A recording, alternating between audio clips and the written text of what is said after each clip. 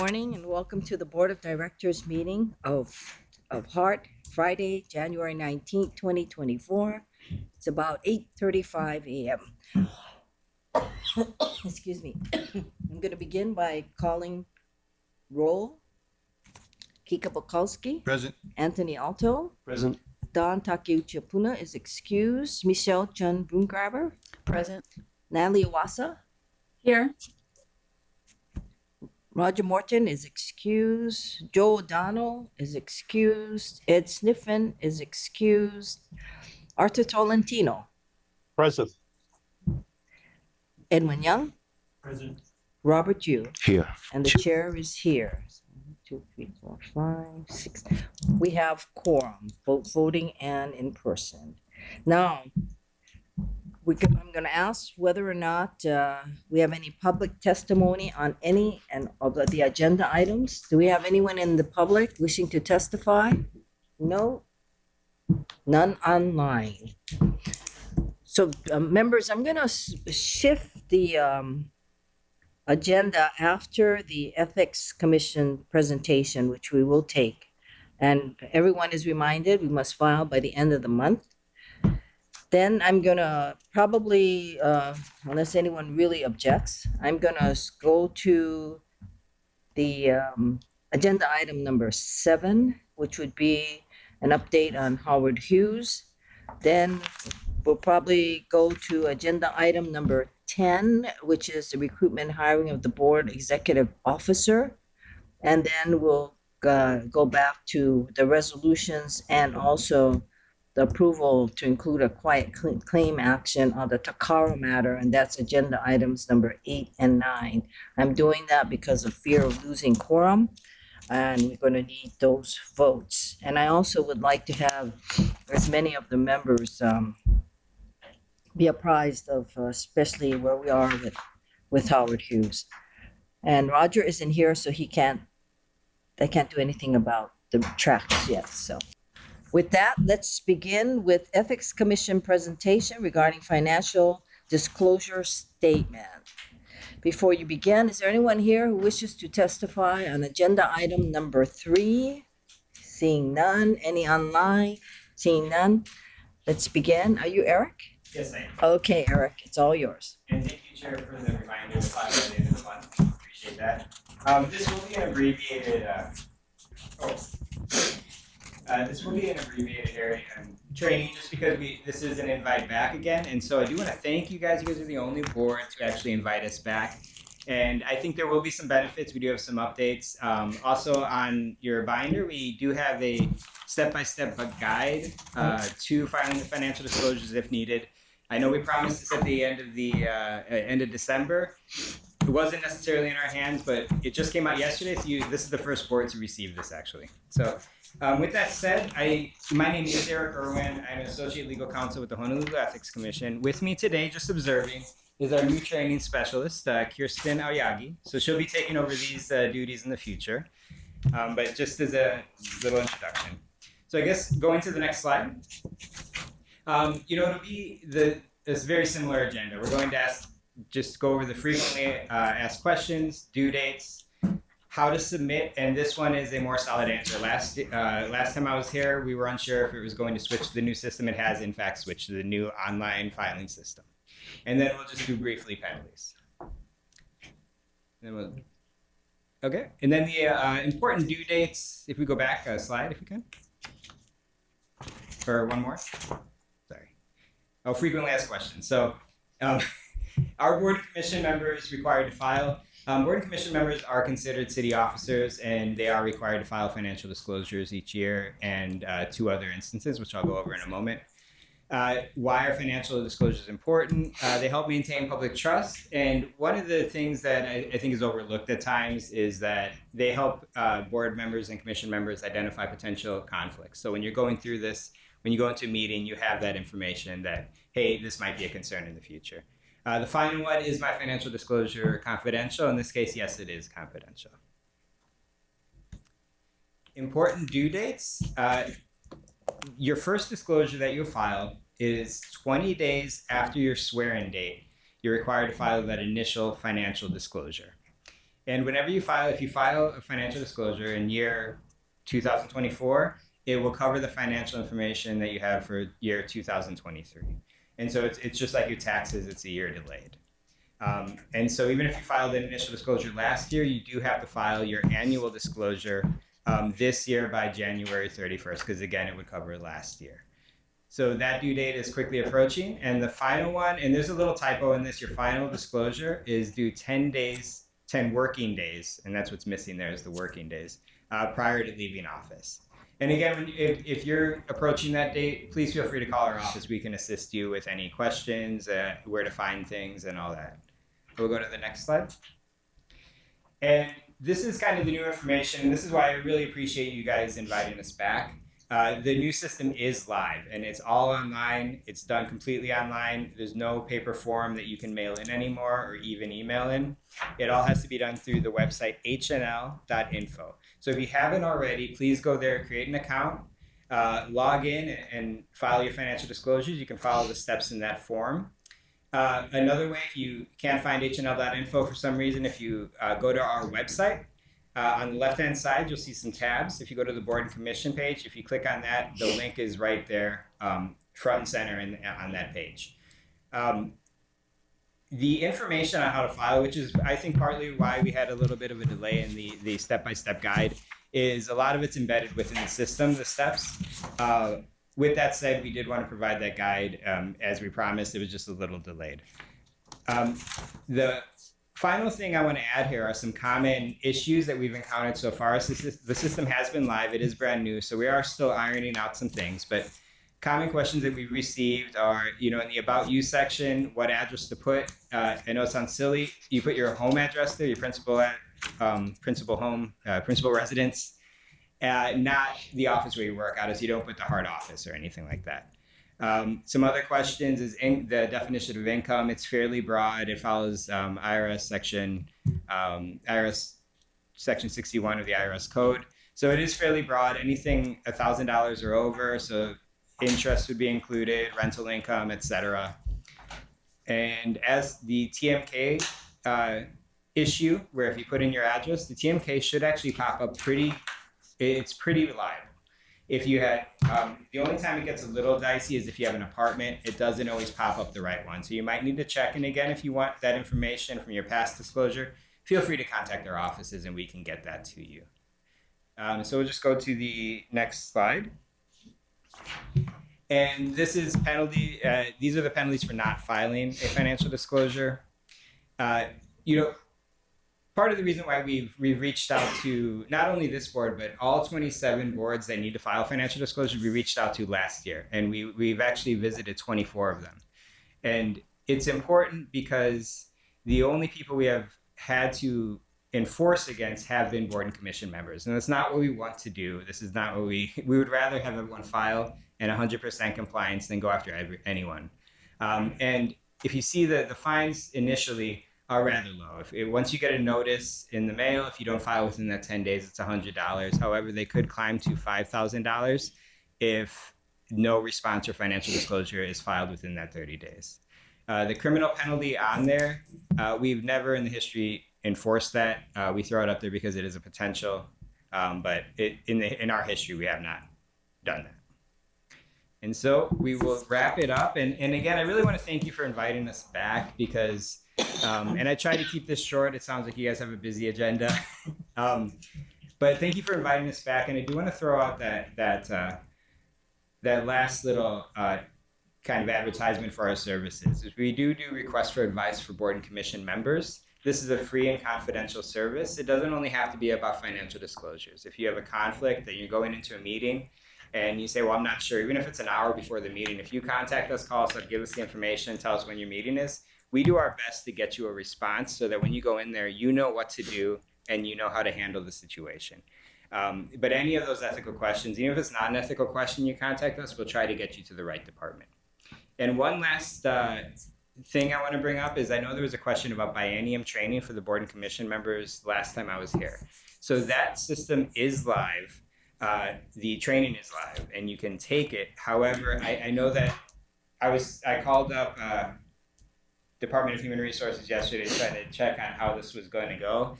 it actually you have to be entered into the system by your board liaison. And so once that happens, you can access the training, take it, and then you're good for the 2 years. So, and again, if there's any questions, please feel free to ask, and I'll answer any right now if you like. Okay, thank you. Members, any questions? Chair, Yes. this is Natalie. Oh, wait, Natalie, Robert, you first, then we'll get to you. Just a clarification. The TMK is not populated when you type in your primary address. You have to type in your TMK and the system actually validates. So maybe that feature wasn't around when I did mine, but you may want to go back and check. I will confirm that. Yeah. I thank you for that feedback. It is in our system, but we do try to be aware of these things. So I will check. Okay. Yeah. Thank you. Natalie? Thank you, Chair. Thank you for your presentation. Just for the record, I was told that state appointees are not required to file the disclosures. So just wanted to mention that. Thank you. That is correct. And I forgot this board is a little bit different, but thank you for that clarification. I do appreciate it. Yes. So you guys are from the ethics department of the city, is that correct? That is correct. It's the city So, of Honolulu. Can you go over the rules for both board members and employees regarding post-employment and recusing yourself from acquisitions? Because we have some kind of big acquisitions going on here, and I just want to make sure that everybody understands what the rules are for recusal if they need to do that. It's hard to give I mean, I can give you the rules. So what I'll do is, if you work directly on a matter well with the city, or you had confidential information on that matter, you have a 1 year cooling off period that you will not be able to work on that specific matter. That said, it's hard to give a bright line rule because a lot of this is very fact dependent. And so although I say this, and that is a good rule to keep in mind, there are some other nuances. I would really strongly recommend if you do find yourself in this situation, please call our office. Like I said, that RFA, the request for advice system, is something that will prevent a lot of issues in the future. And again, confidential information, that does not have a 1 year time frame. That is confidential information in perpetuity. And there are situations where maybe you didn't work directly on a matter, but it was related. These are times where I think I would really recommend. I'm hesitant to give just a bright line rule and have people walk away thinking that something is okay. I would really recommend calling us, and we will get you that answer as soon as possible. Okay, thank you. Anyone else? I do have a question that's sort of related to what Natalie said, because one of the issues I think that we deal with is the difference between what we call charter appointees, which we covered, and then there's also what HRS, it was Act 1 back in 2017 special session created, and they created their position. Do you know if, even if they are not covered by the city, whether they would have to comply with state? Because we have 2 members who are state appointees. I would imagine so, but would Mr. Gluck be able to chime in on I this? didn't Because wanna I think he might Bring have. him in, but yes, yeah. No. Yes, Dan? No, I don't think I can chime in. I think you would need to consult with the State Ethics Commission. Okay, I think that is. Yeah. Thank you. Yeah, I mean, I think I don't want to speak for them either, and I was hoping. Yeah, sorry. Thank you.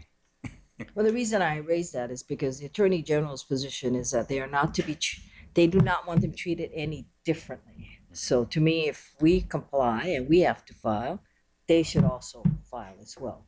But you don't know about that. I don't want to speak on behalf of them. No, I wouldn't. So Natalie, I don't know if you file, or I don't know if Joe files, but maybe that's something you should check, because even if you're not filing for the city, you may have a requirement to file with the state. Because Yeah, you're a that's- state appointee. That's a good point, and I will double check. I thought that that was covered, but I'll go back and look. Yeah. Okay, anyone else? Yes. So I tried to file a few weeks ago. So when you talk about yourself, your address is there, and it's clearly stated it'll be confidential. But down here on real property owned, it doesn't say confidential. So in the past on the paper, we would just say we wouldn't even put our address. Okay. So I've been stuck because they rejected mine because I don't want to put my address in here because it doesn't say it's going to stay confidential. I'll check on the language for that. I believe it is confidential. That's what the This email is- says, but when you look in the yes. computer, there's no Mhm. asterisk saying that it's going to be confidential. Well, let me check to see if there's a reason. Again, I can't think of a reason why it would be different, but I will check and confirm, and I will actually email you with a response. thank you. And then if you want to circulate it to the board if needed, we can do that. Oh, but this is for Lori personally, right? It- She's a director, so she's different from us. Yeah. Yes, we're using the same system, and I don't think you folks would want your address. But All- our filings are all confidential, so they cannot access us. And so this may be a question. That is a good point. The city clerk might. I'll get you an answer, and I'll Thank get you. you an answer regardless. Thank For you. your That was position and my also next for the question board. was whether their filings are accessible, because I know that when you run for political office, it's accessible. And that's one of the reasons why, even in Congress, residential is not disclosed because, and that's the only thing you can, that's not disclosed. Everything else is discoverable except where you live. And I think that's what Laurie's issue is. Yeah. And so the city clerk, I'll contact the city clerk and get you an answer. That wouldn't be held by us. But we So can her certainly do that. information is discoverable, like the mayor's is discoverable. Okay, I understand your question now. But yeah, it is concerning that it doesn't say it for that. Yes, I understand what you're saying. Sure. Yes. So Okay. just to be clear though, I mean, if we're using the same system and what Lori's saying is that it's not clear whether our addresses are kept confidential. That Is- part. Oh, sorry, I don't mean to interrupt. Yeah, is our information kept confidential? That part I can't answer because there's two different systems. So anyone that has a public disclosure is actually filing and is reviewed by the city clerk. Anyone who has a confidential disclosure is reviewed by the Honolulu Ethics Commission. So they're two separate systems and they're kept separate, and for the exact reason that you just Okay. said. Thank you. They can't go online and access us. So the only thing that they have traditionally tried to keep confidential in almost any system is your residence, because they don't want people showing up at your residence. But for boards and commissions, it's already bad enough that you have to file. To give you an idea, for example, in the state system, and I know Dan knows this is nothing new, Board of Regents, we lost so many of them because all of a sudden their ethics filings or the financial disclosures became public, and then many of them said, we're not going to do it. We don't get paid. We're going to do this, and then you're going to make all of our information public. So we lost heads of Bank of Hawaii and all these different institutions because it became public. That's the difference. State is different because, and the main reason why the legislature changed that for those guys is because that's where the conflicts were very of concern. Exactly what you were raising, Michelle. That was an issue. So Dan can respond to that, but that's true. Okay, anything else? Any other questions or comments, members? Not, but it is true. Nobody can go on your system or on the confidential system and retrieve our information. That's correct. But they're fair game, except for their homes. Okay, thank you very much, and thank you again. And everyone, we've done this twice. There's going to be absolutely no excuse if you don't have it in by the 31st. So just technically, what does someone like Roger, does he have to just file once? Because he's a board member, but he's also a director. And yes, you do have to file twice because there's different conflicts that could be identified, and that's the idea behind it. We always recommend that you do file twice. Like I said, the conflicts are just different for each position. So he has to file on the public system, plus he has to file on the private system? Unfortunately, yes.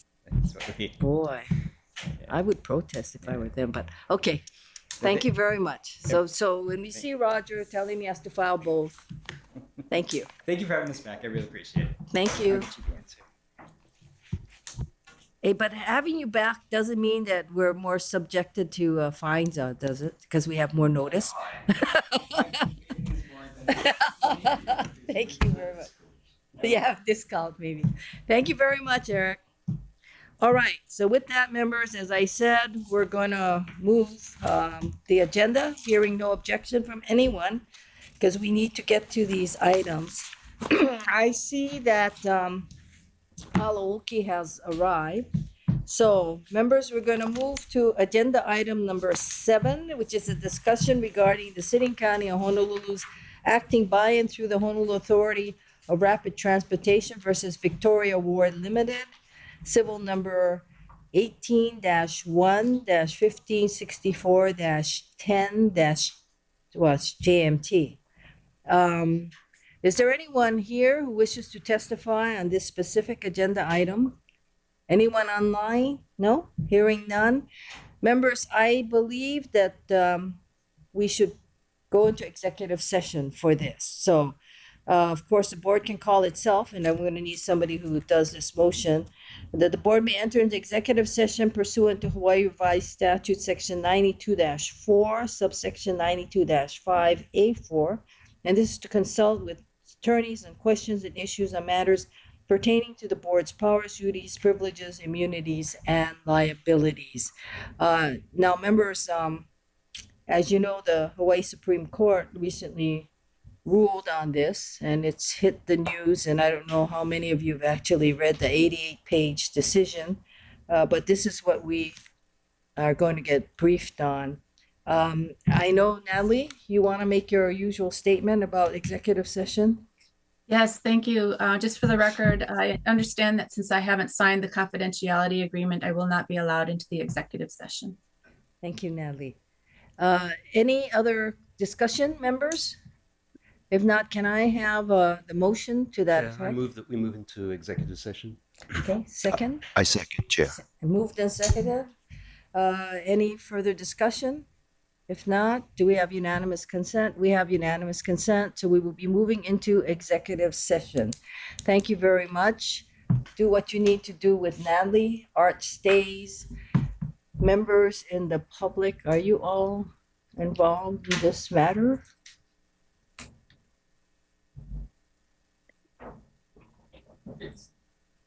You guys have to be, but yeah. 3, 1. Thank you very much.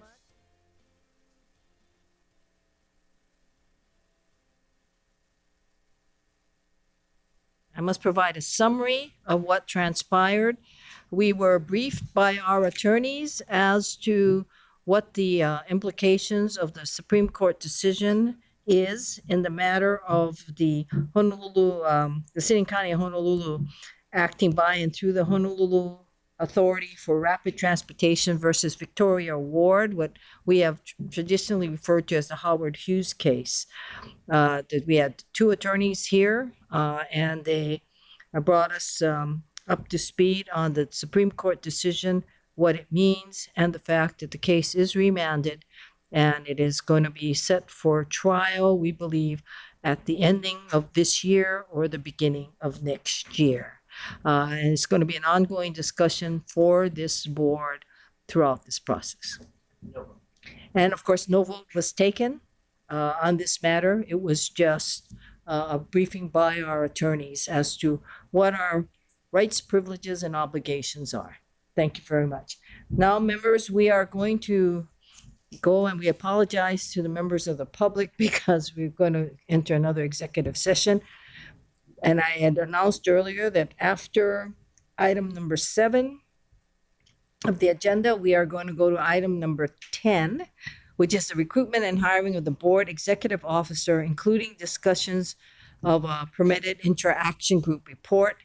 Remember, members, on this, we had actually convened, what day was that?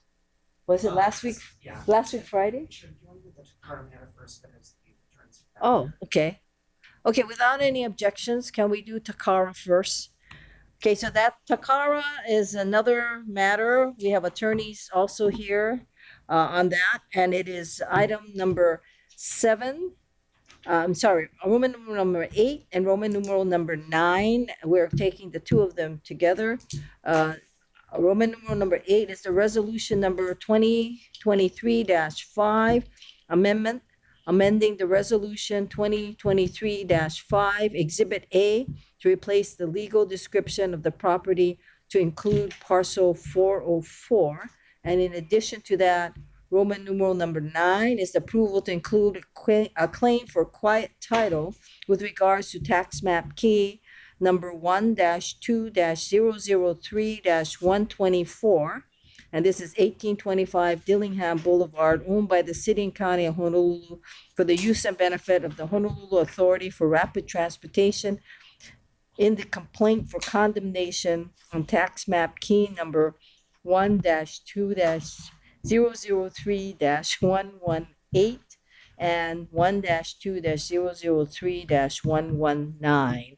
Members, these two matters are related and they're adjacent properties, and it would be efficient for us to take them both up at the same time.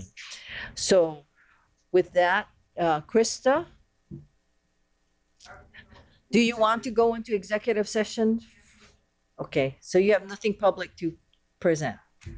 Okay, so members, we are going to need to go into executive session, but before I do that, is there anyone here present that wishes to testify on either agenda item number Roman numeral 8 or Roman numeral number 9? I read the title out. Anyone? Anyone online? No.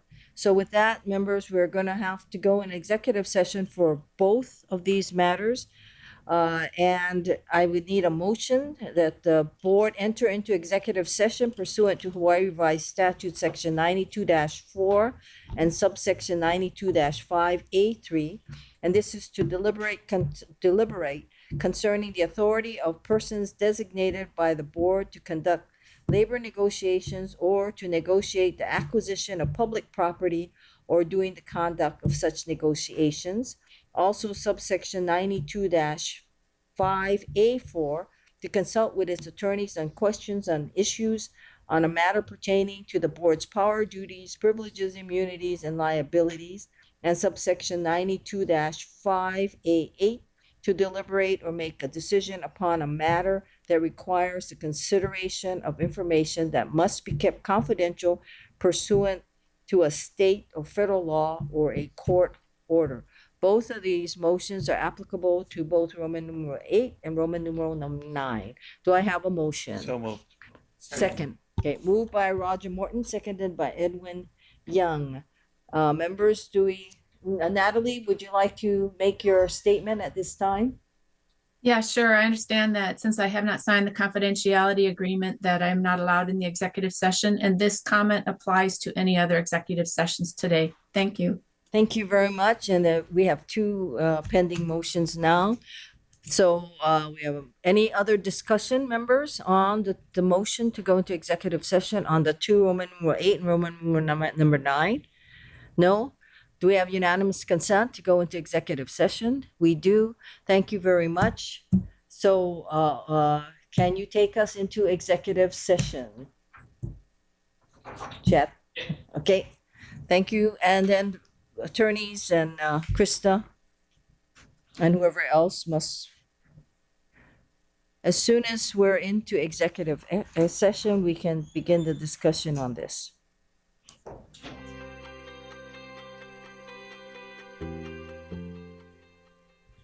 Thank you and welcome back to the Heart Board meeting. We were in executive session to discuss resolution number 2023-5, which is an amendment amending resolution 2023-5 Exhibit A to replace the legal description of the property to include parcel 404. And also, we were advised about an approval to include a claim for quiet title with regard to tax map key 1-2-003-124, located at 1825 Dillingham Boulevard, owned by the City and County of Honolulu for the use and benefit of the Honolulu Authority for Rapid Transportation in the complaint for condemnation on tax map key 1-2-003-118 and 1-2-003-119. For the public, the tax map keys that I was naming off is actually what you all know as service printers or the Takara property. In executive session under the Sunshine Law, I must give you a summary. We were advised by our attorney and our Krista Lunzer, who's in charge of all of our real property acquisitions about what happened on this transaction and why we need to amend, and the public is aware of the amendment because it's been attached to our board information. And it really is that there was a mistake made in the description of the property. And also the quiet title action. In the process of discovering the legal description, they also discovered that it is in the abundance of caution that they need to quiet the title on what we see on the map as, well, we saw in the map as parcel 405, I think. Was it 405 or 46? Remainder 405, right.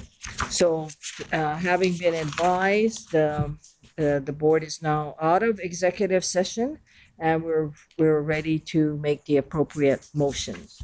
Then is that sufficient? Okay, so having said that,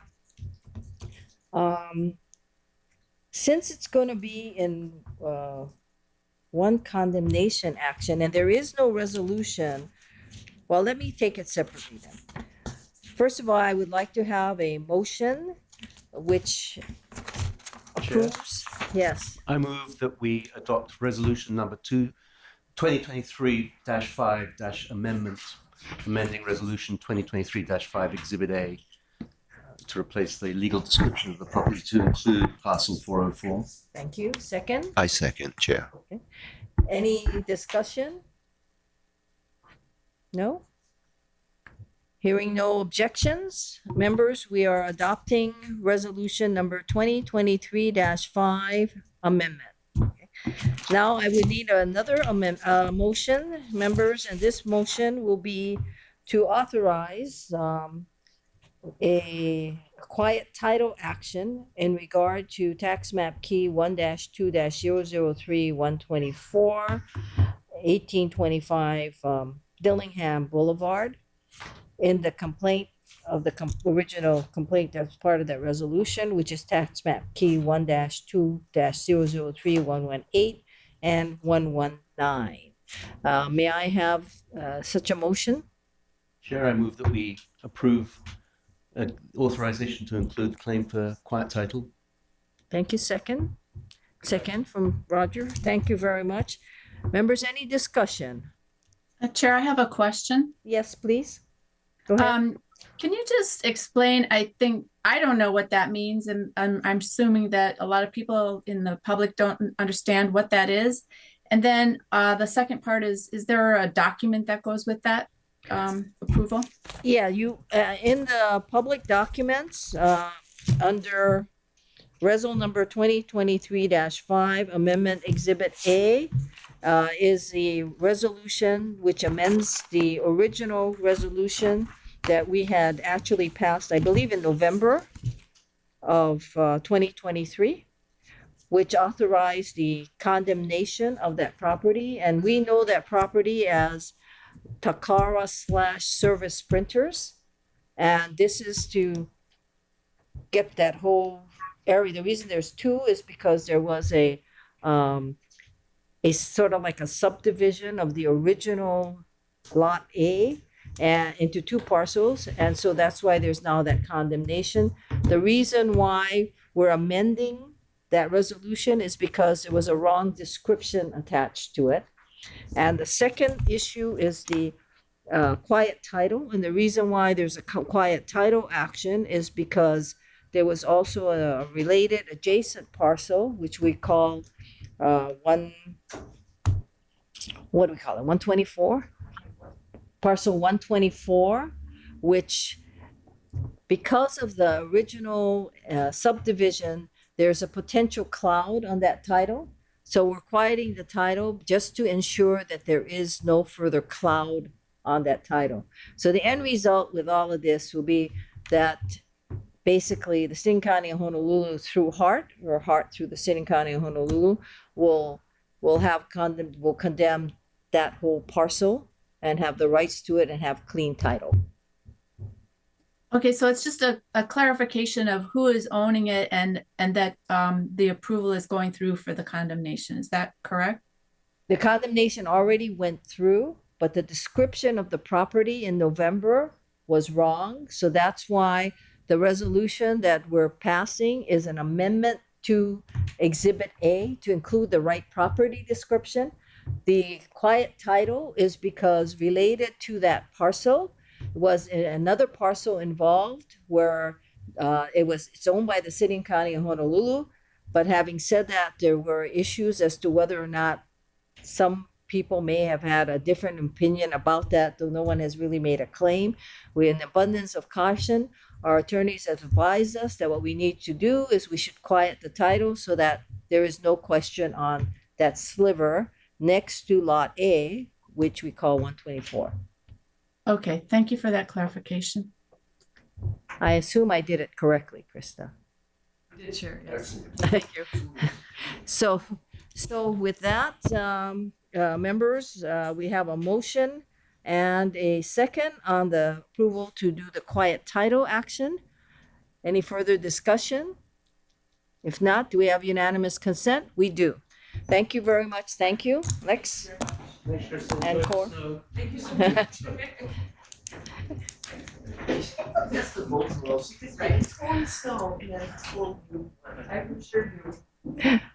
Members, we were going to do the agenda item number 10, but due to scheduling, Roger has asked that we take out of order agenda item number 12 with the discussion regarding track where we are not going to need to go into executive session, so everyone here can stay. First of all, is there anyone here who wishes to testify on the agenda item number 12, which is the discussion regarding track where? As you may recall, there was an article in one of the publications about our tracks wearing too quickly. That's what this is about. Hearing no objection, we're going to take it out of order. Is there anyone here to testify on agenda item number 12? No one? Anyone online? No one? I think Dan Gluck says I no longer have to say anyone online. Yeah, we're not public. Right. But that's all right. Well, I like to ask him questions to make sure he's awake, so. Thank you very much. Go ahead, Roger. Well, first I'd like to introduce my staff. Thank you, Chair. Well, first I'd like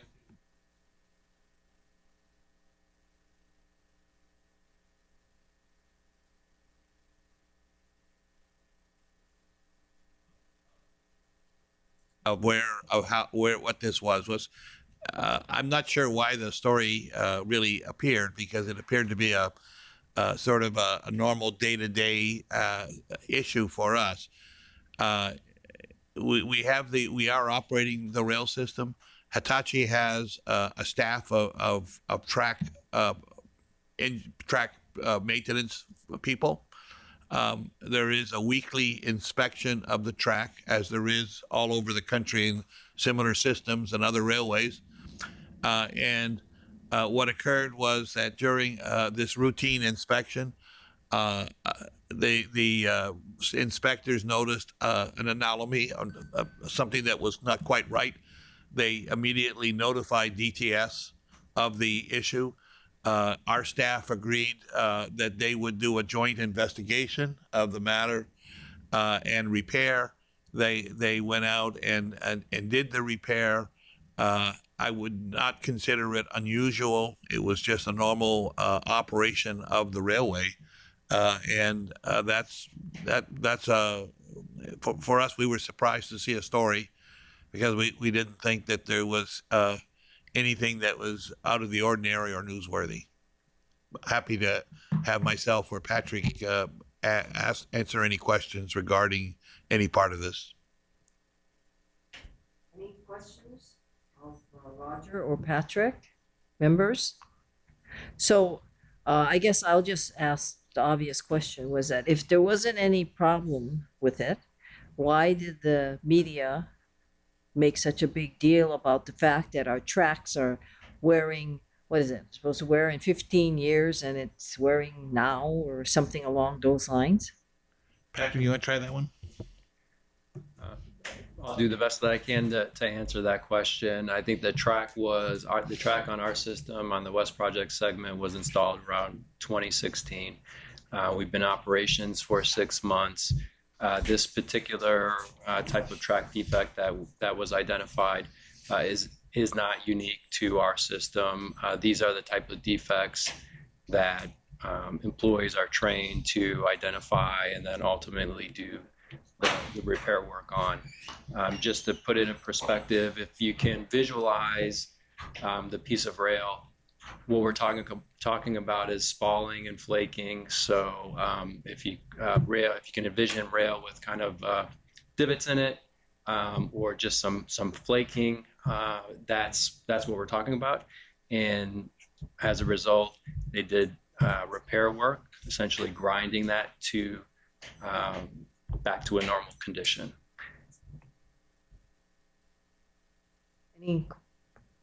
Anthony? Just to underline, this is an issue that's going to be with us for the life of the system. It's just routine maintenance, correct?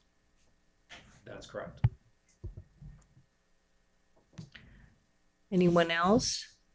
I just want to be clear on this. So does this wear and tear on the tracks, does it have anything to do with the wheels that we replaced before on the cars that we're replacing with the heavier wheels? Does that have anything to do with that? Right now, the contractor is performing an engineering analysis to identify the root cause.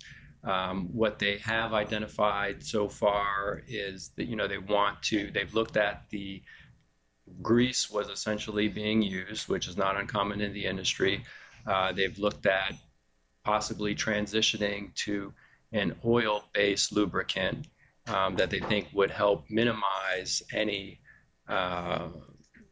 this type of condition in the future. And, as far as some of the reasons why this happens just in general terms, we're talking about locations where the grade of the track comes into play, the speed of the train comes into play, any kind of braking. So these particular areas were diverging from one track to another. So there's lateral forces, there's changes in speed. All of that leads to higher forces. And if there's any type of wheel slip, that leads to excessive heat, which could accelerate spalling and flaking. So the hope is that they'll identify the root cause in the engineering analysis. They'll test out the oil-based lubricant, and all of that will reduce the level of friction, the wheel slide or slip, and prevent this from being a big issue, I guess. Patrick, I gotta tell you, I thought it was nothing until you just started to talk. So tell me this, okay? You're saying it's a lubricant issue, it's oil, and it's expected, because of the speed and I guess where the tracks are. So let's go back to, remember we had this whole track issue before, and that was where we had to do extra welding, and then that was a temporary fix, and then where the permanent fix were the new wheels. But the new wheels were going to wear more. So, were heavier than what we were accustomed to. So first of all, is this spalling or anything like that related to that welding that was done on the tracks? And usually on the crossovers, the frogs, I think it was. Yeah, this particular condition is not on the issue that you're talking about. So it's in addition to what we had to deal with the frogs. It's a different condition. It's a different. So is this on the whole track? There's 3 locations where this was identified. So there are 2 locations on the system where the train normally crosses or diverges from one track to another. So it's at those 2 locations, and then where the trains operate in and out of the yard. That's where this spalling or whatever you want to call it Correct. is occurring. But every place else it's fine. It's just on it's almost like pressure points. Those are the pressure points that's causing this. Correct. So you feel that if you lubricate it, that it's going to be okay? You change the lubricant or the oil, then it's going to be fine? Ultimately, the basically the contractor and their engineering department will determine the root cause and the solution. But the belief at the moment is that the oil-based grease, the water-based lubricant will help reduce any friction, which will help prevent the condition from growing or even resurfacing. And when is this contractor or consultant going to make this determination to make sure that that will take care of it? April. April? Yes. And this is, so is the initial report that we shouldn't be seeing problems like this for 15 years? Is that correct? I'm not familiar with that statement, so I'm not sure. Did you have something for Yeah, just and followed by Anthony. just a little comment. It's you know, I could buy into the fact that it's routine maintenance and Hart really is not responsible for operations, but it almost seems contradictory when you and Director Morton mentioned that this is all routine maintenance and it's not a big deal. But then on the other hand, you're testifying that you have investigators looking into it, right? And consultants. So it just seems a little weird if it's routine. Why would we go through all that? So, so is it really routine that you all would hire engineers and consultants and investigators every time, you know, something routine happens? Just want some clarification. What is routine and what's not? Sure. So just to clarify, when I was using the term contractor, what I was referring to is our lead operations and maintenance contractor, who's responsible for the day-to-day delivery of service and the maintenance. So it wasn't an additional special contractor. This is Hitachi. So, and whether it's common, anytime there's a defect discovered, regardless of the type, there always is some level of analysis performed to just identify what the root cause is and try to mitigate that defect or prevent it from reoccurring or prevent it from getting worse. So my Anthony. question almost piggybacks off Robert's. I think the implication, what the media are looking for is a story that essentially says this is not a routine maintenance issue. This is a fundamental design problem. Is there any indication that it's a fundamental design problem? We have not received any information to date to suggest that there's a design problem that needs to be changed. Sure. Yes, Edwin. I've learned a long time ago there are no guarantees in life. So when they guarantee a frog is being good for 7 years, I go back to when we audited the repaving of roads. We're told asphalt roads newly paved will last 7 years. Yet on H1 and elsewhere throughout the city, newly paved roads have already developed potholes everywhere. Anyone else? Any other questions? So can we ask that the both of you keep us apprised? So when that report, is it going to be a written report? Yes. So can you forward a copy of the written report to the board? Because we'd like to know. And I guess the other logical question is this the same design that we're following through the rest of the guideway? So is it anticipated that we're going to have this problem, whether it's, you know, we need a wrong lubricant or whatever else, but we're going to have the spalling effect throughout the whole guideway? Is that the same tracks and the same anticipated issue? Yeah, I'd have to defer to Hart for the exact track design and configuration, but I think it's probably safe to say if there are any areas where there could be increased friction, you know, there's the potential for spalling and flaking, and that would be something that we would have to, you know, inspect normally and monitor and mitigate if needed. Now, when we had the issue of the frogs and the problem with that, and the fix was basically that welding that was done, and of course the ultimate fix is going to be the wheels itself. How will the new wheels interact, if any, with the friction that we're evidencing with the different sections that you mentioned? I understand the question. I'm thinking the best way to answer that, I don't believe there's any direct relationship between the wider wheel and the spalling and flaking. How about the weight? Aren't those wheels also heavier? They're wider. Aren't they heavier too? I thought they were heavier. I'd have to research that to confirm whether the weight of the passenger vehicle is greater or not. Do you remember? I thought the wheels were heavier. I believe it is. The wheels are heavier. Yeah. So why wouldn't the weight and affect the spalling and the friction? We can look into that question and come back. I don't know the exact, how much of a difference in weight that we're talking about.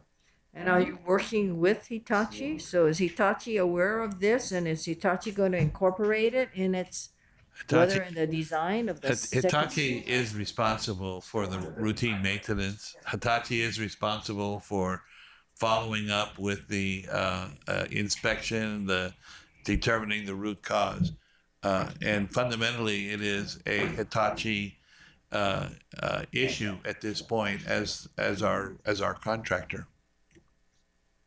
Nate, do you have something to add? Sure. Yeah, I'll add a few points there. So I will confirm that it is the same design that's going in on the rest of the alignment. It almost has to be because the wheels and DXOs and the diverging movements have to stay the same. The new wheels are a bit heavier, but it still falls under the design weight for the design speed. So that should not have an impact on this.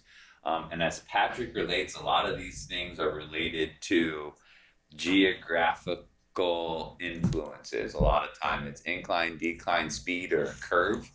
And then in addition to the external forces, like the type of oil and fluid and grease used all the time always gets changed as it accumulates certain type of dirt, and it always causes problems, early wear, things like that.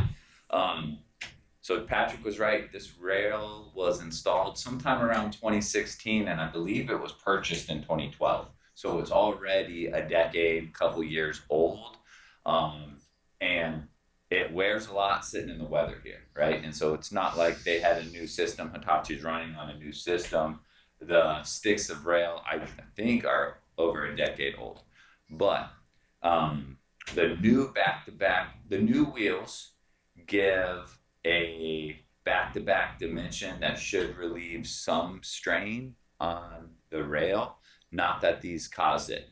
To your question about can we expect this on segment 2, I think the biggest concern on segment 2 from a wear perspective, Airport. Yes, airport at that big turn. It's I think it's a 300-foot radius. It's a huge turn, so I would expect the. You mean the one that's coming out of the airport into Middle Street? Yeah, coming in and out. Going into the airport. Oh, into the airport. Right, in and out. Right. So your outside track's gonna have a lot more wear on it than your inside. Yeah. So yeah, but that turn's absolutely gonna look. But as Patrick says, the standard operations is every night Hitachi's out there checking the track, every inch of it. They look at it, they discover certain problems, they investigate root cause, and come up with some mitigations for it. So we're waiting for this report in April, and they'll tell us. Yes. Yeah. And then the basis of that report will help on the O&M perspective, but then working with Roger and Patrick, it'll help us inform on our segment 3 design if there's stuff we could do in the interim and even on segment 2. And I'd like to make the final point too, maybe the final point, that under our O&M contract, all of the costs for maintaining the tracks are already incorporated into the contract. So it is not a case of additional costs, even if the contractor adopt special provisions for those geographic and increased inspections and all of those things. But once they're known, it would be common sense that they would keep an eye on the places where they know they have stresses and friction. But all of those are part of the normal operation of the railway and are included in the existing O&M contract. Well, what about a design defect? What if there's a defect in the actual design of the track and the composition of the track? That's not O&M. That's I would defer to Hart for Yep. design issues. That would be a design build issue. And as Roger stated, when Hitachi bid this thing for their 13-year period for O&M, right. they bid on something capital asset replacement program too. So that basically is projecting when your equipment's going to wear and need replaced, including track work, wheels, all of that. So the replacement of all of these elements is just typical to O&M life. Okay. Well, what if it's defective now? Then what? So the early wear always a concern, but I can attest to the condition of the track that has been up there, and I think the biggest gap where we're experiencing right now on segment 1 that we had is that Hitachi ran trains up there for years with no maintenance because maintenance requirement was not a part of their design build contract. So there was a gap in scope there for Hitachi. And so prior to the handover to DTS, prior to even systems integration, and we're talking from the time the design build for the guideway was done and before we started systems integration testing, trains were running on there with very little maintenance, which is a huge lessons learned for these type of projects. So, I think early wear indication, if you could even consider this early based on the age, would be expected based on the environment and the condition of the rail when it was handed over. Anyone else? Anthony? Just a quick one on the rails themselves. Have we bought all of the rail that we need to get to LM1 already? So we have all of the rail needed to get to Civic Center confirmed, and then Sorry, what do you mean by confirmed? We actually confirmed. So we went through and we ensured that we have enough pieces. So we did an inventory in our yard. Let me just, before you go deeper into it, the reason I'm asking the question is that I've been a proponent for years of including an aluminum alloy in the wheels because you could reduce energy consumption by perhaps as much as 30%. And I mentioned this to Dan Grabauskas back in the day, and he said, too bad we've already bought all of the rail, which is why I'm asking if we've already bought, if there's any option to include an aluminum alloy to reduce our energy consumption. I think we have 90 to 95% of the rail needed to get to Ala-Moana purchased already. Thanks. Anyone else? No. So we'll expect to hear something from you in April about what is the root cause, I think is the word you used, of all of this. And then we'll know whether or not we've got a problem with the next segment, and also how you're going to remedy this. And I guess more importantly than that, whether it's a major concern versus just wear and tear. So with that, members, thank you very much. Thank you. Thank you. So, members, the next thing we are going to do is we are going to go to item number 10, which is the recruitment and hiring of the board executive officer, including discussion of the permitted interaction group report. Before I go there, is there anyone here wishing to testify on agenda item number 10? And though it's a matter of a habit, we have no one else interested in agenda item number 10. All right, so Michelle, do you want to go into executive session on this, or do you want to? We already accepted the report Yes. at Friday's meeting. So I'd like to go into executive session so that the board can review and then potentially authorize some action in executive session, please. So I propose that we go into executive session. So the motion you're going to make is the board may enter into executive session pursuant to Hawaii Revised Statute Section 92-4 and subsection 92-5A to consider the hire, evaluation, dismissal, or discipline of an officer or employee or of charges brought against an officer or employee where consideration of matters affecting privacy will be involved, and subsection 92-5A4 to consult with its attorneys on questions and issues on the matters pertaining to the board's powers, duties, privileges, and immunities. You make the motion, Correct. who second, and Anthony Second. seconds. And we have your statement on the record, Natalie, about executive session. So, any other discussion? If not, do we have unanimous consent to go into executive session? We do. Thank you very much. We will be moving into executive session.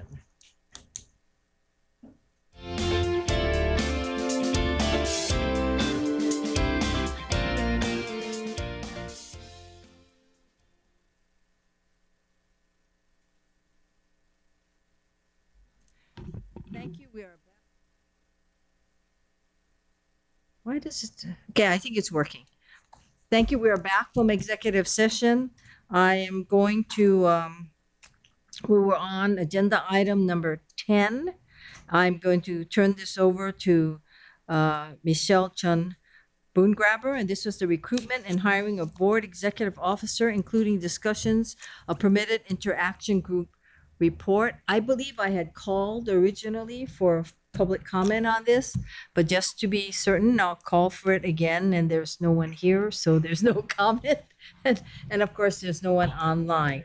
But with that, Michelle, can we turn it over to you for both the summary of executive session plus whatever action needs to be taken? Thank you, Chair. And I want to apologize to everyone on Olelo who was in, I don't know, wherever the timeout room, because there was extensive discussion about the recruitment and hiring of the board executive officer, as well as we had HR, Heart HR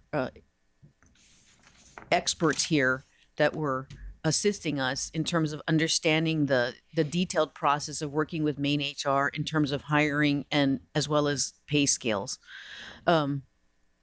With that, I would like to make a recommendation that we have a vote from the board to offer the most qualified candidate, and it is a particular candidate that I will not name at a particular salary that I will not name.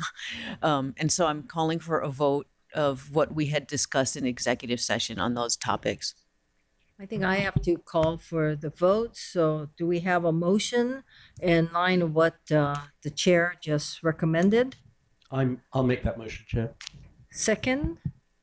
I'll second. And chair. So we moved and seconded that the vote be on the recommendation that the Chair Boongrabber made in executive session as to one, the candidate, and two, the salary, which goes unmentioned at this time. So we have a motion and we have a second. Is there any further discussion on this? If not, shall I call for roll? Do we have any objections to this motion? If not, then we have unanimous consent. Thank you very much. Thank you, members. So with that, we have taken everything out of order that we were going to take out of order, and we are agenda item number 4, but the executive director is not down yet. So why don't we skip to agenda item number 5, which is the committee reports. And we'll begin with you, Michelle, on the January 12th, 2024 Human Resource Committee. Okay, we met on January 12th, and it might be out of order, but we reviewed the 2024 org chart. There were a number of suggestions from the members that were present, and you will see that later today being presented, as well as a recommendation from Lori, the executive director, on some of the vacancies. We also reviewed the critical vacancies, and that will be also critical positions that will be reviewed by the executive director in her section. We talked about the executive officer hiring that we just voted on. And the final thing is we also reviewed the process by which the executive director annual performance review would get done. The executive director submitted her personal summary of her year in review to the board members, and we will be sending out the scoring sheets for the board members to fill out. And don't just give us a score. You have to kind of back up your score with some comments. So please take the time to do that. And I will be nagging everybody about that so that we can get that done in a prompt and orderly fashion. And that's all I have. Thank you. Members, any questions? Not, let's go to the January 12th, 2024 Project Oversight Committee, Kika. Thank you, Chair. Your Committee on Project Oversight met on January 12th, and there were just two items that we discussed. I believe it was a November monthly progress report, as well as the October Project Management Oversight Committee report. There was no action taken in the POC. Thank you, Chair. Thank you. Any questions, comments? Not? Thank you. We move to item number C, which is the January 12th, 2024 Finance Committee report. Robert Yu. Thank you, Chair. Your Committee on Finance met on January 12th. Last week, Friday, we have one item on the agenda, which is the cash flow report, and there's no action items. Thank you. Thank you. Any questions or comments for Robert Yu?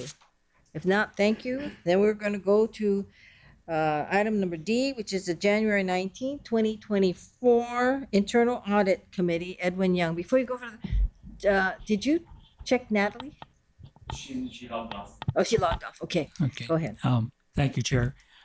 Due to time limitations and other priorities, we were not able to meet today, but the items will be agendized for the February meeting.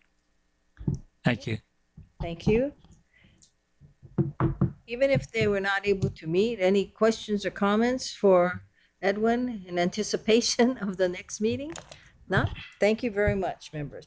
So, agenda item number 6. Anyone here to make any comments? Seeing none, and also none online. This is the follow-up board members' request made on the December 14, 2023 Board of Directors meeting, and this is really to on Joey. It's we had requested that a letter be sent. Thank you. Yes, yeah, right. Okay. So does anybody have any questions of Joey? I think the letter is self-explanatory. Not? Joey, since you're there, Sure. why don't I take out of order agenda item number 14, which is CCUR traffic impacts. Thank you, Chair. No traffic impacts or issues to report to the board at this time for CCUR sections 3 or 4.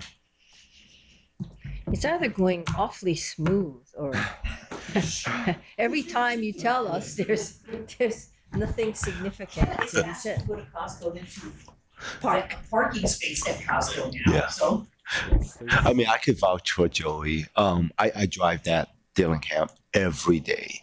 And other than if you're heading toward town on Dillingham, right where the Kapalama Canal is, there's a little backup. But otherwise, it's there's not much traffic. It's not smooth, but not much traffic. Thank you. So Joey, why do you think that is? Because Dillingham used to be a very heavily trafficked corridor. I think it's still pretty heavily traveled. It's just, people are traveling on Nimitz or maybe King Street, taking alternative routes. But, there's sections where it gets backed up on different times of the day. But overall, I would say, all things considered, it's moving pretty well. The issue for keeping it moving with no left turns, as long as you keep that compliant, Yes. it moves really good. No left turns. You see one or two. That's what screws it up. You still see them once in a while. Except you can go left into Costco, right? Yes. Yeah. You can. That's the I mean, only, we do have a lot of lessons learned. It wasn't so strict in the beginning, but there was a lot of lessons learned. Yeah, little tweaks here and there, fixing. Yeah. A lot of cones help stay where they need to be. The cones, when there's more cones and it's tighter, it's much better. Right. And so we try to keep that. Yes. Any other questions or comments to Joey? If not, thank you. I think you're done, Joey. Thank you, Chair. Thank you. Thank you, members. Okay, let's go back to agenda item number 4, which is the executive director and CEO's update. First of all, anyone here to testify? I see no one, and of course, no one's online. So Lori. Thank you, Chair. Thank you for taking him out of order. Apologize for the delay in coming back. This update in your folder is no change from last week when Sandy did an update for the HR committee. We are still struggling to fill our positions like everyone else. I will share in cabinet, the Department of Human Resources gave their report, and the city themselves have lost about 500 people last year and was only able to recruit 150. So we are trying. Myself, Sandy, and we hired a new HR specialist. She started this week, and we have 3 upcoming career fairs that we're doing, one with UH, one with the city, and one with actually Scheidler School. We have 700 engineers coming in from 13 colleges on the mainland for a career fair, April 4th. Keep your calendar open, Nice. April 4th. Thank you, Roger. Okay, any, Recruiting, I'm really good at that. You wanna go to the fairs? Nice. Yeah, good. I'm really good at that. Yeah, you come to you're my gonna fairs, apply too. for a job? No. I'm really good at Talking to people. explaining Yeah. why the government is kind of like maybe where you want to be because you have a lot of authority. You really do. And as a junior person, you have so much more authority than being a contractor. I can explain why that's good. My suggestion is that we kind of, in priority order, we just list all the open positions because I'm starting to feel like everybody's important, and we don't have that many more that you're going to have to list. They'll still fit on a page. Do you mind doing that? Yes. Okay. Actually, I thought you recommended I we think not I do this at the full board, but we keep it at your. Yeah, it's up to you. I think the chair felt uncomfortable just having it in the committee, and I think she wanted to see it every time, and I think it keeps the focus on it, especially if the PMOC has that as a focus item. Until we can get that off our plate, I don't disagree that everybody's having a problem. We might be able to think a little bit more out of the box than some other agencies, and I'm hoping that we can work together this next year to do that. Edwin has You some really also good ideas recommended, too. Michelle, at the last Human Resources meeting that you wanted this list to be expanded. Everybody. Yes. Yeah. Right. Yeah, and so the question is for you, if you're going to keep this, do you want to see everybody? You want to just see? I mean, it's not that many more people. No, it's not that many more people, so we should just list it. Just list them. The other thing, Lori, is that I think we learned this in Michelle's committee. Date position open is not the date the position open. It's the date that you posted. No, there's 2 columns. One is date position open, and then we added that because of what you folks brought up Right. in one of the board meetings. So the second to last column is when it was open. The last column is when we actually posted. So how long it's been advertised. I thought date position open is posted, and the last column is date open or days to fill. That's on my. Okay. Yeah, I mean, you could be right. Hold on. No, that's the thing. She said that the date. You're right. I have it flipped. Yep. Yeah. You're right. So the second to last is when we posted. The last one is how long it's been vacant. Is that it? I thought she said that change it the was titles it of was that. vacant from the time it was posted versus the time that it was It's right. vacant. Job posted Yeah, and and vacant. days vacant. Yeah. Yeah. No, but it was but Days posted, days vacant, whatever. Days posted, days vacant. Yeah, that's better. We'll do that. right. So days vacant is different to days posted. Yes. But you lose somebody and. Yeah, you don't post it the very next day. Yes. Where I'm bringing that is how much time typically is there between losing somebody and actually being able to post? Normally, it's not that long. It's if we have to refresh the PD. Yeah. So it's not These that- was not an significant. anomaly. Yes. But there was in this situation because of something quirky. That's why there was. I remember it because there was something in the way that because it wasn't posted immediately because there were certain questions that were being done because they're higher ranking positions, and that caused the problem. So my question, I guess, then following up from that is, which statistic is more important to us, the amount of time that the position has been open or vacant, I should say, and the amount of time that it's been posted? I think it's, Well, I'll rename this column so that it's more clear. Days I posted. think it's, days I think it's vacant. open, but anyway. But they can't fill it unless it's posted, so. But anyway, Can't fill it even if it is posted. right, that's right, that's true. Think out of the box. I said, think out of, I gotta tell you, think out of the corral, right? There you go. Okay, so. Jump on the corral. So that's, any other questions, members, on the monthly update on the critical position recruitment? If not, then Laurie, your alternative work schedule update. Yes, sir. So some movement since last week on the 410. So we went over some of the pukas in the agreement. Sandy has gone ahead and sent it over to Department of Human Resources. They're going to review, help us fill in the gaps, and then help us start the union negotiations. Full funding grant agreement. You folks are well abreast. So past committee at City Council, and next week, Wednesday, I believe, the 24th at full council. Hopefully everything will go good and we'll get the full approval from City Council next week. So do we know, what FTA's position is? What, are they signing? They're gonna do a public signing? Did they decide? So I texted Region 9 and he says that because we would like to do some kind of signing ceremony. So we said, it's going to full council next week. Are we going to get an amended signed agreement from you folks before then? He said yes. So when I say amended, I mean the clerical edits. Right. This would be a long shot, but the Secretary of Transportation will be in Honolulu next month. Who the judge? Buttigieg. Good if we could get him to be at the signing ceremony. Well, or at least he can, Ceremony was being planned before that. well, he can pump it, I guess. You know. We intend to take him for a ride. Good. Is he bringing his family? Is he Oh, bringing- I don't know who he's, I don't think so. I think he's coming on official business, so.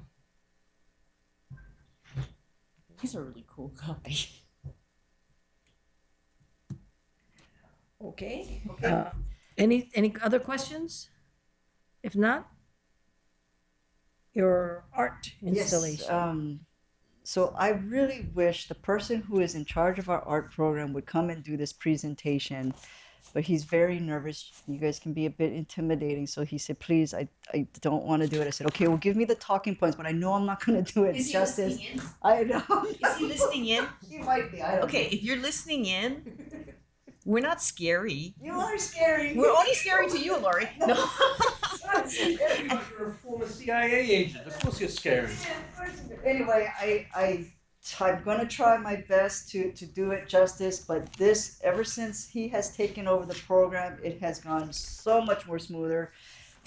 Even contracts that we were gonna terminate because we have such a difficult time with the artists, he has turned this around and the art is being implemented as we speak. So Lagoon is POW. It was installed in December of last month, December 2023, and if you look at slide number 3 in your presentation, so there's two. There's one on the Mauka side and there's one on the Makai side. They're both 13 feet by 8 feet. And what the mural, the first one, is supposed to, on the Mauka side, represents the legend of Pele, the goddess of fire arriving on Oahu. And as her presence comes down, it's the golden sky, with her tears turning the water into salt ponds, which we now call Salt Lake. So that's this one here. The next one is, so not this slide, the next slide number 5. This is on the Makai side, and it's inspired by the fishing village and fish ponds that once flourished in this area, and it's the legend of the Battle of the Owls. And it is, I didn't go out there physically to see it, but you folks can see from the pictures.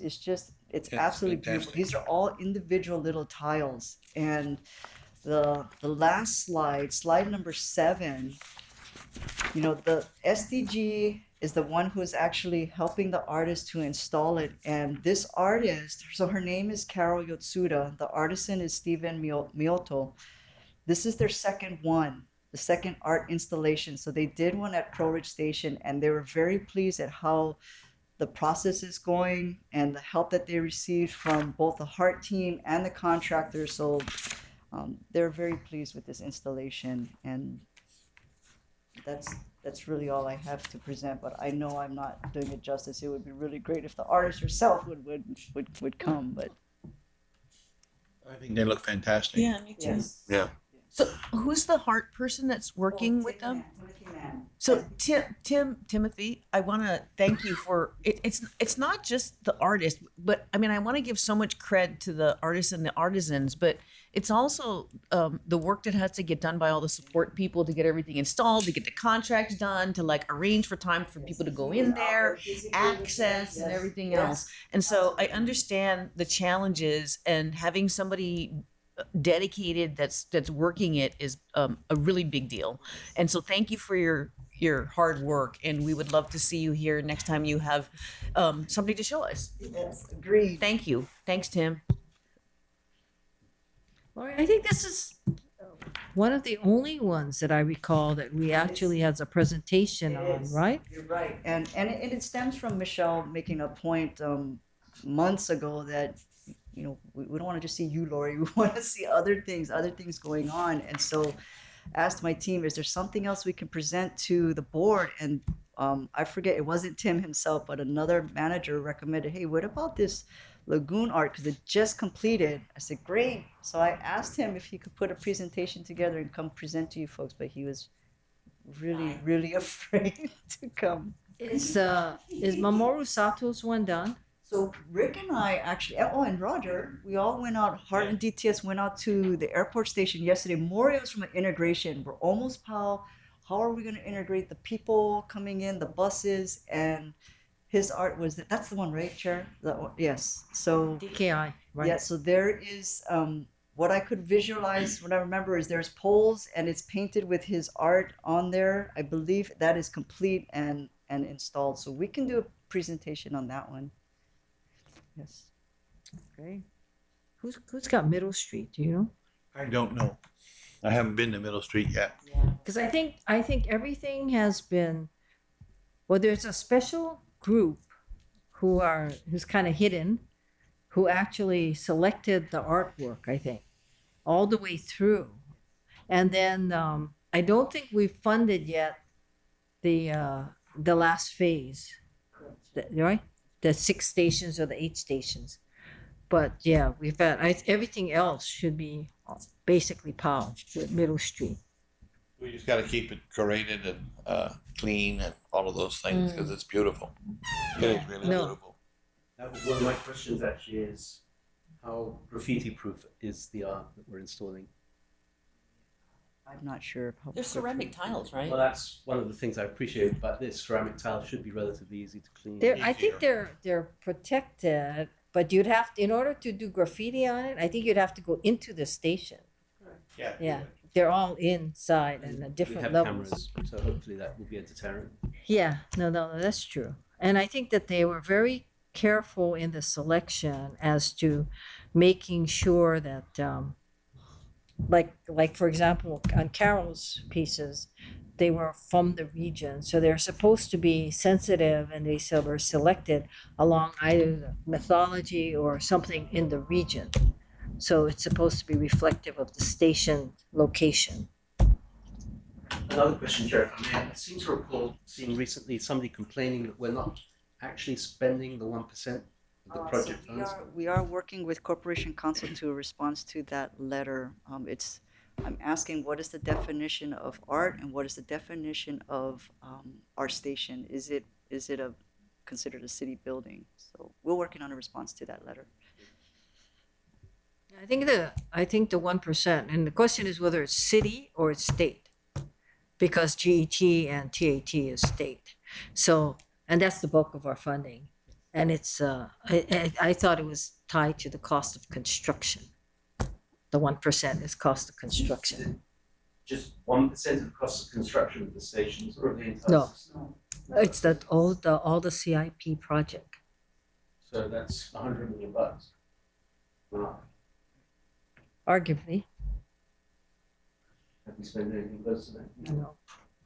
I don't think we've even That's what spent. the definition of art is, that's why. So that's what I'm working with Core on. So the For guideway example, itself could be a the piece of columns themselves would be a form of The art. columns, I think, you could qualify, but Yeah. it's far from. You have to I- allocate yeah. the cost of that, but I don't think you can say the guideway is a work of art. sculpture. That depends. See, All right, Depends whether you're as an engineer. engineers, we think it's I art. know. Well, Maybe no, for an the engineer. design of the cover, like the thing to make it look like sails, even though I That's don't what I'm think, saying, the I don't canopies. think that that's like the best engineering, because it's gonna blow right off, that's but not like, for aesthetics. but it is art, and it was That's correct. So, aesthetic, right? so those are the two biggest things I want Core to help me on: the canopies, the columns, and even some of the groundwork, the tiles at the stations. We would never, as an engineer, put that in. In the landscaping even. Oh. Some of it, I I think mean, the that's, Hawaiian. Permanent? I think that's That's pushing it. Yeah, let's That, I think that's Yeah. pushing it. Having seen what art is in the state system, you know, that's pushing it. That's always been our problem with the city. You guys just don't appreciate art. Yeah, I agree with that 100%. Yeah, Sometimes we are totally utilitarian. that's right. But you know, it's like picking up rubbish and making the sewage work. So I understand that, but it's not what the law says. Like DOE schools, the old ones. That's right. Some of the DOE schools probably have artwork on it. The new ones do that. No, the old ones. Yeah. Oh, I think I put some of that art on Manoa Elementary when I was younger. Not those. Like for example, what's the one on Nuanu? Starts with an M. That My has I think a Satoru Abe or a Bumpei Akaji in the front. Because remember when this thing started, those guys came back from World War II as 442nd. So where were their other buddies? In the legislature. So that's how they got funded. So people like Satoru Abe, Mamoru Yamasaki, and and then also Bumpei Akaji, all these guys, Tadashi Sato, who did the reflecting pole, and they served with these guys. And that's how I believe that law got passed. And that's how they were kept employed and put food on the table. Because that's how they passed that law. Because where were the rest of their buddies? In the legislature. And we became a state. There's no federal funds. No? I don't think it's like this. It's an allowable expense federally, right? No. Can you imagine a 1% on a Columbia-class submarine? I think it's 1% on a big thing. Yep, that's right. $280 million. Well, for what it was then, we're pretty close now. But yeah, think about it.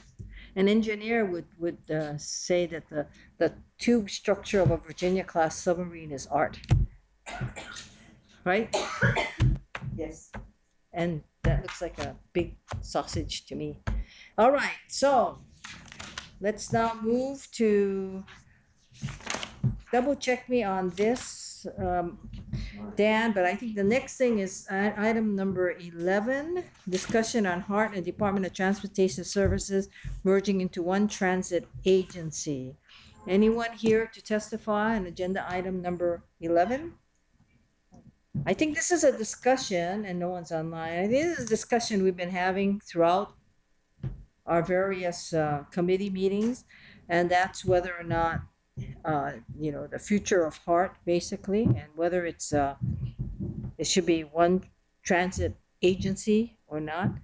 So I'm not sure whether the way we would like to continue this discussion is either we can do two things. One is to put it in your PIG and have that discussion, and the other is to create a PIG on this specific issue. Any thoughts? Well, let me just say, one thought has got to be reporting deadline, because the extension PIG is not planning on reporting until after the end of this legislative session. So I'm not sure what timeframe we're thinking of in terms of If anything is done on this, it's going to take more than this legislative session or this council session, and you're going to have to time it to some kind of election cycle, simply because this is going to require a charter unless the state decides to pass a law and override us. So with that, I guess what I'm trying to figure out here is, one, whether there's still this interest, because we've had this discussion among all of us.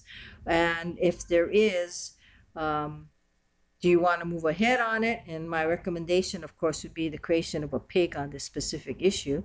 Or do you want to just defer this until after the legislative session, after we see what Ala Moana and beyond does? It's just going to take a while. This isn't something that we're going to be able to do right away anyway. Yeah, I would think it's a good subject matter. I think it might be to include in it what a governance structure would look like if there was such a entity contemplated. And I would also note that that there is a charter commission that would normally be started in time for the 26th round That's of about right. election. Yeah. And so I think that if there was any, I do endorse the idea of a PIG. I think a PIG would be a good way to do this. I think that there, and it's premature to say, what factors would even be considered, but there are, a few things that come to mind, and some of them are like some of the more administrative parts of having an agency like that, the issues that go along with any agency. There's a lot of auditing requirements by federal government. There's a lot of knowledge of rules and those things. There's also redundant staff, I think, between DTS and HART, and there's also the future of HART. If we want HART to continue, as I think all of us do, or at least to have some form of rapid transit planning and administration, then it gets hard to figure out how to sustain an organization between construction if there's gaps in construction. Because if you got 5 years, between one project and another project, then what do we expect HART to do, to go down to 5 people while that's going on, or to do that? So I think those types of issues would better be done in an agency that had multiple. And I think that there's also, to me, the issue of interest involved. HART is a construction agency. DTS at this point is an operating agency. And sometimes the objectives of the construction agency are to basically get the project done.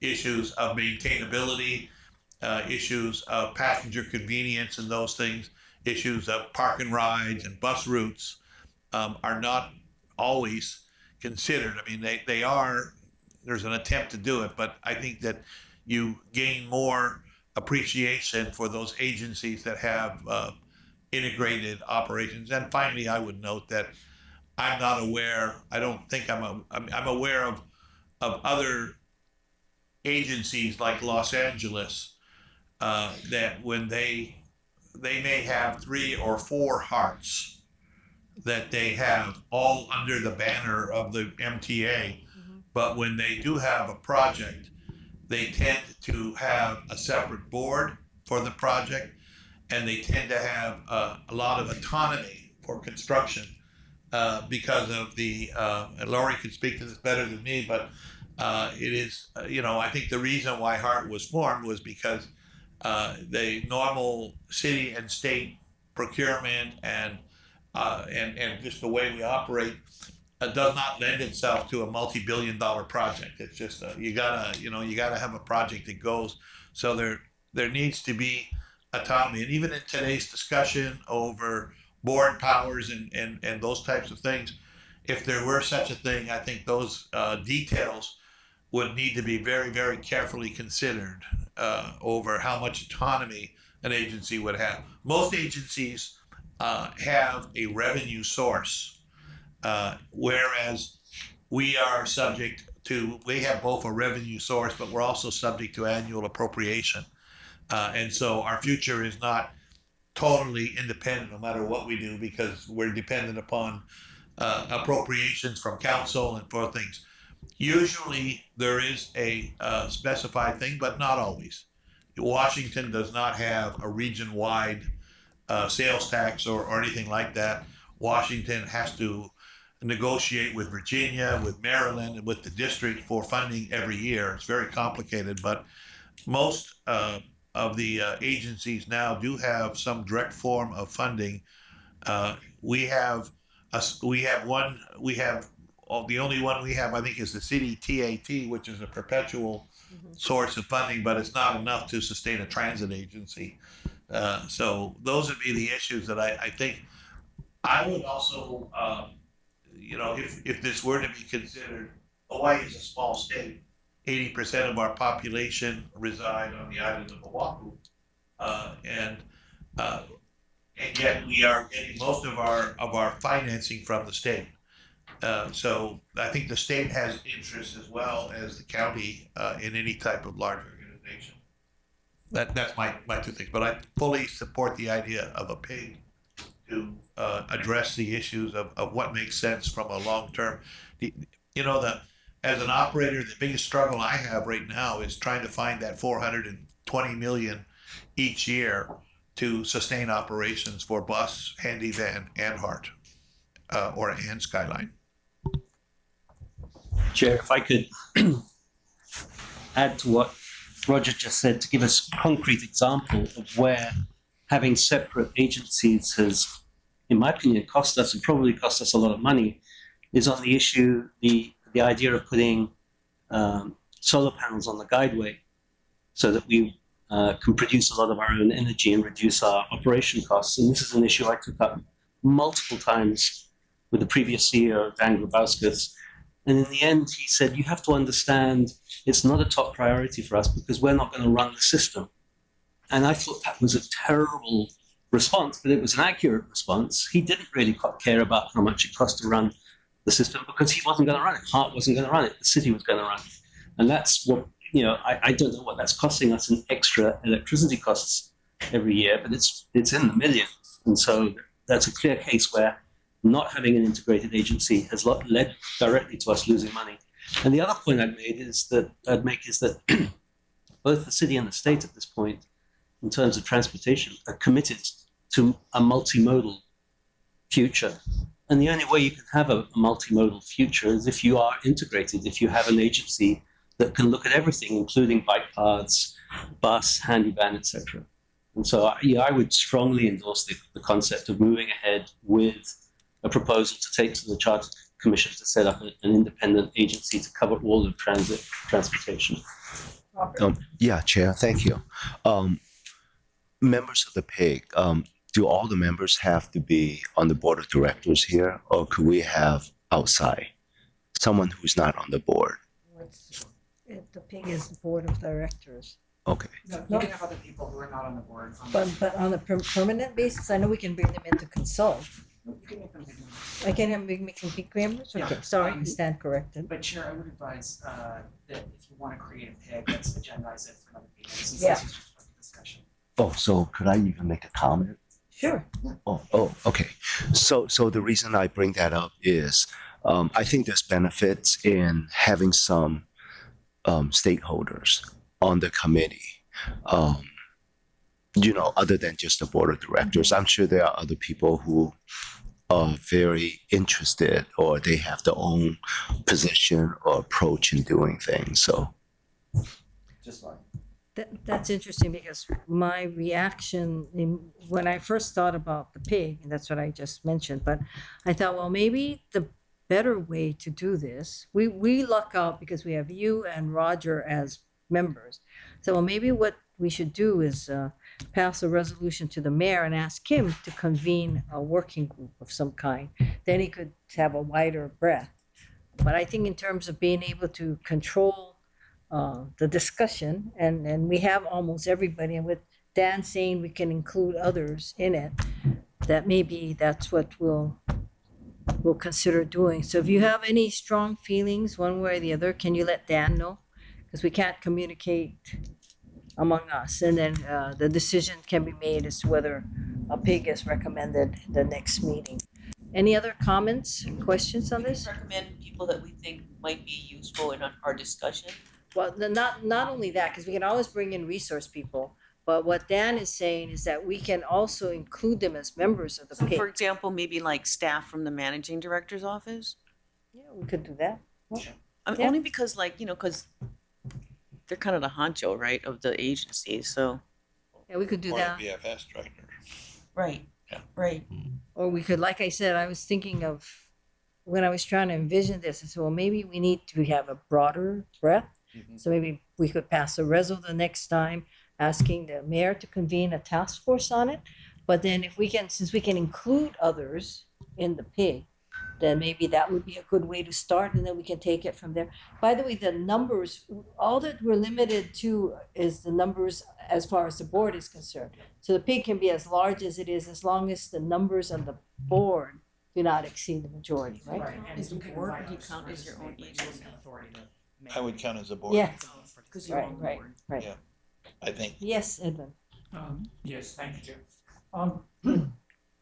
When the city HART was created, it was envisioned that HART and DTS would be one agency. Due to dysfunctions and problems with the project, the city charter was rewritten to segregate the two entities.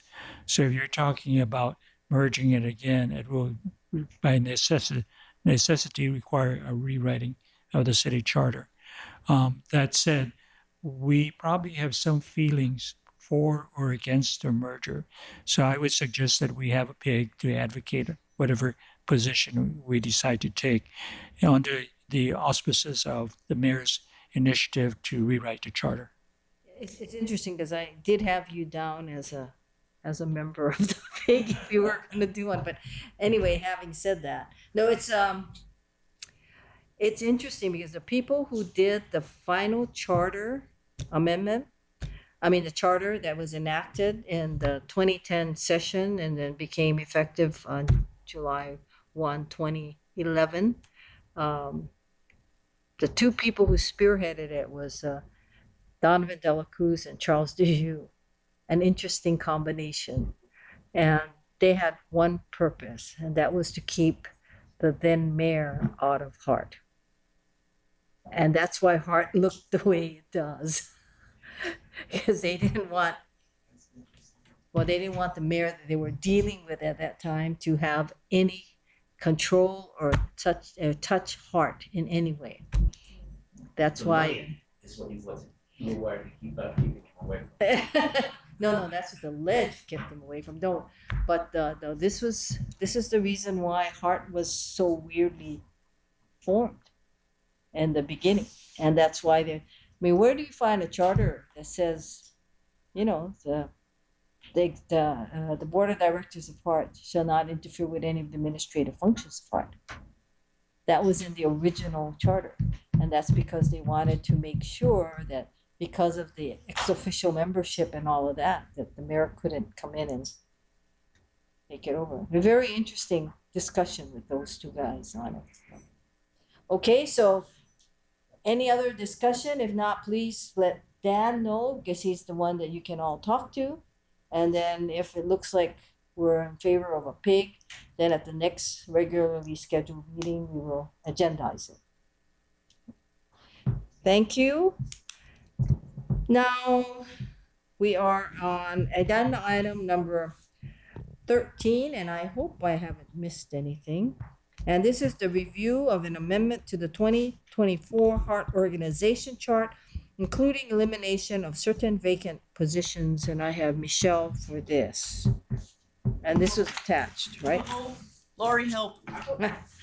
This is in here? All this is, Chair, is at the HR committee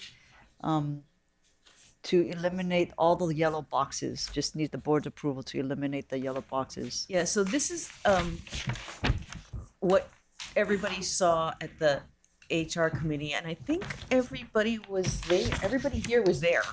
So there were other administrative suggestions made for like putting numbers on the corner of the box and everything else. I mean, it wasn't things like, oh, change the number of positions or anything. So we can keep improving it. But the key is that there was a lot of discussion between city vacant, which are the ones that we're trying to hire, and city, I don't know what it was called before, but now they're called city delete, which are the ones that are suggested actually be formally deleted by, and accepted as deleted by the board. And, we can always put stuff back. So it just caused so much confusion, and with where we are today, it just kind of, we all agreed that it kind of made sense. So this is one last time you're seeing it with the yellow boxes for posterity, so that next time you're not going to see any yellow boxes at all. They'll be gone. Because the yellow is what you're going to delete. Yes. Right? And so what I'd still like to see though is the number in the last major box so that we know how many got deleted on the last page. So there's 37 deletes and 26 is vacant. And I think our discussion was the vacants were those that were somehow budgetarily authorized, right? And then, and my question was, how is that different than request to fill? So the request to fill is in the budget. And vacant is just, we have no intention of doing anything with it this fiscal year. I know, but city vacant and city delete. So the delete, I understand, that's the yellow. So the question is city vacant and request to fill. Yes, so the reddish brown request to fill is what's in the, approved by the board in the budget. The pink, the vacant, there's nothing being done in this fiscal year with those positions. But you want the position. Yes. But we can delve further if we need to delete. Okay. And delete is delete. Delete is delete. And filled is filled. Except So a that's good example would be the board support, right? Like, look at the board support on the chart that's on there. So the two positions are the executive officer and one staff assistant. And then in pink, which is still vacant, but it's unfunded this fiscal year, correct? We don't anticipate filling that position this fiscal year, which ends in what, June 30th? Whereas we're hopeful to fill both of those other positions this fiscal year, and then it would be proposed, if needed, another fiscal year to be funded. So it's still there to be funded, but not funded this year. actually, the thing is that we can still, the budget comes back to the board after city council. And as you know, we amend it and we do whatever we want with it. So we can still do whatever if we want to. And really, we have a number of requests to fill that haven't been filled. So there is latitude in the personnel budget to be able to do things, right? You folks have quite a bit of authority. So let's say, for example, that pink one under the board, it's not funded, but you folks could just tell me, you know what, we're going to fund it. And then as long as, my understanding from court, as long as we stay under that total, whatever, it's $1 million, as long as we stay under there, there's a lot of flexibility. So within the organization, there's a lot of flexibility because there are a number of unfilled positions that we didn't spend the money all the rest of the year, so we can use it for personnel. Yes. Right. So what we'll see in the next version of this chart is probably a lot of beige, city filled, and the rest of the colors are going to be colors, and that means that that's filled by contractors.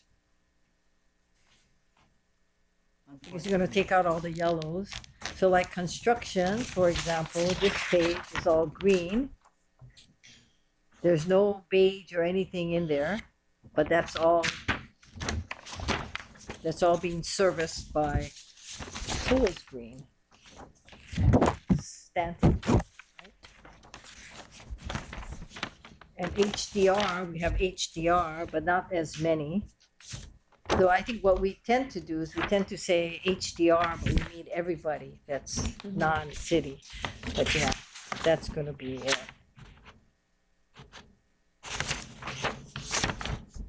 And then we have all these colors like purple, green. Okay, anything else, members, on the review for the amendments of the 2024 Heart Organization Chart? So do I need to, Chair, do I need to propose a vote that 37 positions be deleted? Oh, numbers are wrong. This is 5 positions. I'd like to have it on the agenda. How many you want? We do want 37. I don't think we, it's just a review. I know, but you wanted to vote. Do we need to vote on it or do you just accept it? No, I think we'll I probably, think you need a vote, and the agenda, at least the version I have, says review of an amendment. It just says review, amendments to not it. vote. Right. So So we you can do have that to- next time. yeah, we'll do Okay, it the well, next time. let's put that on the next agenda. It says Yeah, I amend- think we wrote the thing wrong. Damn it. Well, it says and amendments, including elimination. Right. So can we vote, Dan? Oh, okay. Oh, we can vote? It says review of and amendments too, including. Oh, we vote. elimination. Let's Yeah, vote. No, you're fine. Thank you, God. Okay. Yay! He wants to be promoted out of the position. Okay, so, any other discussion before I ask for a motion? I move to accept the org chart, including the elimination of certain vacant positions. Seconded. Moved and seconded, any discussion? If not, okay, we have unanimous consent. So, the next item is item number 15, the summary of board members' requests made during the January 19, 2024 Board of Directors meeting. Lori? So a couple of things that I caught was future art presentations during the executive director's report, and then there were edits that were made suggested in the HR committee. So we are working on that. I just couldn't get it in time to post by last week Friday. Michelle, we will invite you to the 3 upcoming career fairs. Is there anything else that I missed? I'm going to update that table, the open position table, based on your folks' recommendations. Anything else? Would like to have, yes, Roger. Yeah, and Laurie, I really like the presentation on the art in the Lagoon Station. We have 9 stations, so maybe for the balance of the year, you could do one per meeting. Roger. Is there any chance the board, board meeting with Secretary of Transportation when he comes in? It'd be hard to get that logistics, but you could try. He's not that tall. He's not very tall, no. But he stands.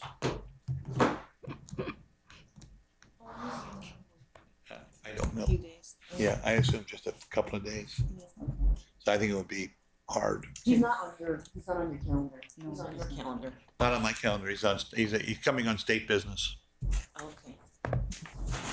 Not to say we're not going to try to capture him, but he's coming on state business. Aren't we the biggest transportation budget in the state? No, maybe all airport runways soon. Oh, could be it. Could be airports, period.